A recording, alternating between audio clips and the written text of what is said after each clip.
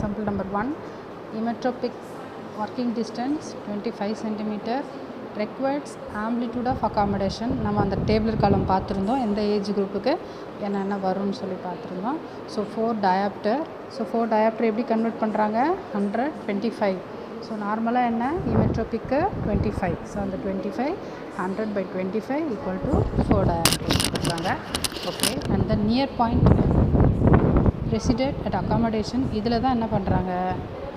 2 diopter. So 2 diopter எப்படி வருதுன்னா 100/50. Okay, come to இங்கே என்ன பண்ணுறாங்க? Keep 1/3 reserve for the comfort available accommodation. So 1/3 accommodation என்ன பண்ணுறாங்க? So need accommodation how much? 2 diopter. 2 diopterல 1/3 எவ்வளோ வரும்?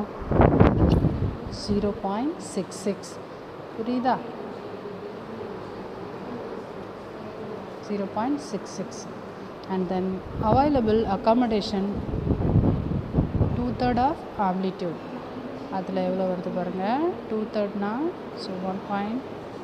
ஃபைனலி 4 diopter எங்கேருந்து வருது? 4 diopter amplitude of accommodation minus available accommodation.